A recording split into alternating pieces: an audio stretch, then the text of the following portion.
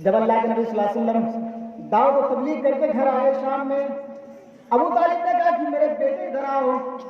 جب اللہ کے رسول صلی اللہ علیہ وسلم اپنے چچا کے پاس آتے ہیں، چچا کہتے ہیں اے میرے بھتیجے، قریش کے سردار کا لوگ آیا اور بہت بڑے بڑے سردار آئے مکے کا، انہوں نے کہا کہ تمہارا بھتیجا نئے دین کا ایجاد کر رہا ہے، نئے دینوں کی پرچار کر رہا ہے۔ آئے میرے قوم کے سردار، آئے ابو طالب، آئے میرے بھائی، اپنے بھتیجوں کو روک لو۔ میرے بھائیو، آئے میرے بھتیجے۔ ابو طالب کہتا ہے کہ میرے بھتیجے تم اس کام سے باز آ جاؤ، لوگ تمہارے اوپر خفا ہو چکے ہیں، لوگ تمہارے اوپر ہے۔ آئے میرے بھتیجے، ہو سکتا ہے تمہیں مار نہ ڈالے، تمہیں اس دنیا سے ختم نہ کر دے، آئے میرے بھتیجے اس کام سے باز آ جاؤ۔ محمد رسول اللہ صلی اللہ علیہ وسلم کی نگاہوں سے آنکھوں سے آنسو جاری ہو گئی، آپ رونے لگے۔ آپ پر رونا دیکھ کر جب ابو طالب کہتا ہے کہ اے میرے چچا، اے میرے بھتیجے، تم روتے کیوں ہو؟ تم کیوں رو رہے ہو؟ میں نے تمہیں یہ سجیسٹ کیا کہ لوگ تمہارے بارے میں ایسی کوئی شکایت کر رہے ہیں تو تم اس کام سے باز آ جاؤ، اور تمہارے آنکھوں میں دیکھ رہا ہوں کہ آنسو ہے، تم کیوں رو رہے ہو؟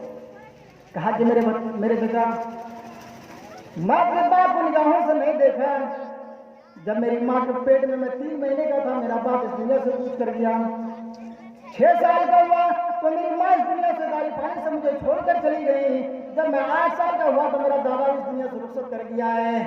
آئے میرے چچا، بس آپ کا سہارا تھا، آپ ہماری پرورش کر رہے تھے۔ آئے میرے چچا، اگر آپ بھی ہمارے اوپر سے اپنے رحمت کا سایہ ہٹا لے تو کوئی بات نہیں، ہٹا لیجیے، لیکن میں طرح طرح اللہ تبارک و تعالیٰ کی دعوت دیتا رہوں گا، اللہ تبارک و تعالیٰ کی اور لوگوں کو بلاتا رہوں گا، دعوت دیتا رہوں گا۔ جب یہ بات ابو طالب سنتے ہیں تو کہتے ہیں جاؤ بھتیجے، میں تمہارے ساتھ ہوں، جاؤ تم اس کام کو انجام دو، تم اس کام کو کرو، ہم تمہارے ساتھ ہیں۔ ابو طالب کہتے ہیں جاؤ، اگر قریش اور دیگر قبیلے کے لوگ آئے تو اس کا مقابلہ میں کر لوں گا، جاؤ جس کام کے لیے تم ہو تم پرچار کرو 3 دنوں کی۔ لوگ کہنے لگے تمہارا بھتیجا حد سے آگے بڑھنے جا رہا ہے، لوگ جہاں تک بولے کہ تمہارے بھتیجے کی جو عروج ہے وہ دن بدن آگے بڑھتا جا رہا ہے، یہ اپنے باپ داداؤں کی دین سے چھڑوا کر کے وہ نئے دین کی طرف لا رہا ہے، تمہارے بھتیجوں کو روک لو۔ لیکن اللہ کے رسول صلی اللہ علیہ وسلم نے کہا کہ نہیں، اللہ تبارک و تعالیٰ نے مجھے رحمت للعالمین بنایا ہے، اور صرف اللہ تبارک و تعالیٰ عبادت کے لائق ہیں، ہم ان کے علاوہ کسی اور کی عبادت نہیں کرتے۔ بیدوں میں کہا گیا ہے اتکلو گت پرائے جنسو گھر گھر میں دھرمت پرنائے ستبین بھگوان پریشیتی۔ اللہ کے رسول صلی اللہ علیہ وسلم کے آنے کی جو پیشین گوئی ہے، آپ کی جو بشارتیں ہیں، آپ کے آنے کا جو ٹائم ہے وہ ایسے ٹائم میں تھا کہ لوگ 360 دیوی دیوتاؤں کی عبادت کیا کرتے تھے، لوگ معبودوں کی پوجا کیا کرتے تھے، مورتیوں کی پوجا کیا کرتے تھے۔ اس گھرانے ماحول سے اور اس گھرانے معاشرے سے نکالنے کے لیے اللہ تبارک و تعالیٰ نے آپ کو نبی بنایا اور کہا کہ محمد رسول اللہ صلی اللہ علیہ وسلم جاؤ دنیا والوں سے کہہ دو کہ اللہ ایک، اللہ کے علاوہ کوئی پوجا یوگیہ نہیں ہے۔ اسی کو شریمد بھاگوت گیتا میں کہا گیا ہے اتکلو گت پرائے جنسو گھر گھر میں دھرمت پرنائے ستبین بھگوان پریشیتی۔ لوگ جب گدھر جانوروں کی طرح ہو جائیں گے، لوگ کے عقل ہونے کے باوجود بھی وہ سوچنے پر مجبور ہو جائیں گے کہ اللہ تبارک و تعالیٰ کے علاوہ کوئی پوجا یوگیہ ہے یا نہیں ہے۔ اس گھناؤنے ماحول کو روکنے کے لیے اللہ تبارک و تعالیٰ نے آپ کو نبی بنایا اور کہا کہ جاؤ دنیا والوں سے کہہ دو کہ اللہ ایک، اللہ کے علاوہ کوئی پوجا یوگیہ نہیں ہے۔ اتکلو گت پرائے جنسو گھر گھر میں دھرمت پرنائے ستبین بھگوان پریشیتی۔ جاؤ لوگوں سے کہہ دو کہ اللہ ایک، اللہ کے علاوہ کوئی پوجا یوگیہ نہیں ہے۔ میرے بھائیوں، اللہ تبارک و تعالیٰ کی ایک ایک خصوصیات یہ ہے، اللہ تبارک و تعالیٰ کی ایک ایک بات لوگوں کے سامنے موجود ہے، اللہ تبارک و تعالیٰ کی ایک ایک میسج لوگوں تک پہنچایا جناب محمد رسول اللہ صلی اللہ علیہ وسلم، لیکن اس کے باوجود آج ہم نگاہ رہتے باوجود، آج ہماری آنکھیں رہنے کے باوجود ہم اس چیز کو پڑھتے نہیں ہیں، ہم اس چیز کو غور و فکر نہیں کرتے اس کے اوپر کہ یہ کہنا کیا چاہتی ہے۔ آج بریلوی دھرم والوں کو دیکھیے کہ وہ جانتے ہیں، انہیں معلوم ہے کہ اللہ تبارک و تعالیٰ ایک ہے، اللہ کے علاوہ کوئی پوجا یوگیہ نہیں ہے، اللہ ہے، معبود ہے اور برحق ہے، لیکن پھر بھی وہ مزاروں پر جا کر کے وہ مرادیں مانگتے ہیں اور نفع و نقصان کی بات کرتے اس پر۔ یہ کیا ہے؟ اللہ نے کہا کہ ان الشرک لظلم عظیم، ہم شرک کو کبھی معاف نہیں کریں گے، اسے ہم کبھی معاف نہیں کریں گے۔ اور شرک کا معنی کیا ہوتا ہے؟ اللہ کے ساتھ کسی اور کو شریک کرنا۔ جب ہماری وجود نہیں تھی، اللہ تبارک و تعالیٰ نے مجھے اس دنیا میں میری ماں کے پیٹ میں لایا، 9 مہینے تک سرکشت میرے ماں کے پیٹ میں رکھا، پھر 9 مہینے کے بعد ہماری اس دنیا میں جنم ہوئی، اور جنم ہونے کے بعد اللہ تبارک و تعالیٰ نے مجھے غذا دیا۔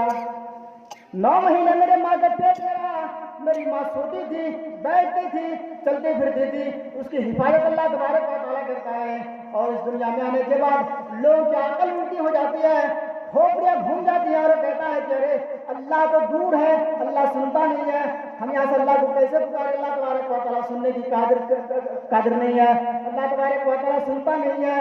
ہم دوسروں کی سہارا لے کر کے دوسرے لوگ ہماری دعوتوں کو، یعنی ہماری بات اللہ تبارک و تعالیٰ تک پہنچائے گا۔ میرے بھائیو، یہی چیز، یہی تو شرک ہے۔ اسی کو اللہ تبارک و تعالیٰ نے شرک کہا ہے کہ ہم جب تمہاری ماں کے پیٹ میں 9 مہینے رکھا، وہاں میں نے غذا پہنچائی، جہاں تمہاری وجود نہیں تھی میں نے تمہیں دنیا میں وجود میں لایا، پھر میں نے تمہیں دنیا میں اتارا، اور پھر اتارنے کے بعد میں نے تمہیں کھانا دیا، پانی دیا، رزق دیا۔ ہماری آب و ہوا، یہ ہوا اور پون جو ٹکراتی ہیں ہم سے، یہ ہوا میں نے تمہارے سانس کے لیے دی ہے۔ آج تم مجھے چھوڑ کر اللہ تبارک و تعالیٰ کو چھوڑ کر کسی اور کو پکارو گے تو کیسے برداشت ہوگا؟ آپ کی بیوی ہے، سب کی بیوی ہے، لیکن اگر وہ بیوی بجائے تعریف آپ کی کرنے کی کسی اور کو کرے تو کیا آپ برداشت کریں گے؟ یہی مثالیں تو ہم دینا چاہتے ہیں۔ تم اپنے گھر کی مثالیں لو، تمہاری بیوی تمہارے گھر میں رہتی ہے، میں کہیں باہر میں ہوں اور وہ آدمی بھی باہر میں ہے، میں گھر آنا چاہ رہا ہوں، میں گھر آیا ہوں تو میرے ذریعے سے کوئی سامان بھیجا تو بجائے تعریف اس کی بیوی کو اس کی کرنی چاہیے، بجائے اگر میری تعریف کرے اور ان کو پتہ چل جائے تو کیا وہ اپنی بیوی کو رکھے گا؟ کبھی نہیں رکھ سکتا ہے۔ وہ مارے گا ڈنڈا، تار 3 طلاق ایک حساب سے کر کے جاؤ۔ اور شریعت کا کیسے مذاق اڑایا ہے۔ اللہ نے ڈیورس طلاق دینے کی جو پرکریائیں رکھی ہیں، جو ایک اصول بتایا ہے، اس طریقے کو چھوڑ کر کے، اس اصول کو چھوڑ کر کے اپنا طریقہ اپنا لیا، اور 7 دلیلیں کیا دیتے ہیں کہ ایک بندوق میں 3 گولیاں ہیں، تم ایک ہی ساتھ فائرنگ کر دو، 3 گولی جا کر کے اس کو لگے گی، تو 3 گولی نہیں مانو گے، 1 گولی مانو گے۔ اگر اسی جگہ پر بیٹھ کر کہہ دیا جائے کہ تم کھاتے ہو 2 روٹی اور اسی جگہ بیٹھ کر کے میں کھاتا ہوں 10 روٹی، تو یہ تھوڑی نہ ہے کہ میں 10 روٹی کھانے والا ہوں، 10 بار کھانا کھایا ہے، ایک ہی بار کا نام بتائے گا نا۔ تو میرے بھائیوں، سوچنا چاہیے انہیں کہ اللہ تبارک و تعالیٰ صرف تنہا ایک ہے۔ اللہ نے محمد رسول اللہ صلی اللہ علیہ وسلم کو نبی بنایا ہے اس صرف کے ماحول کو اور گھناؤنے ماحول کو مٹانے کے لیے۔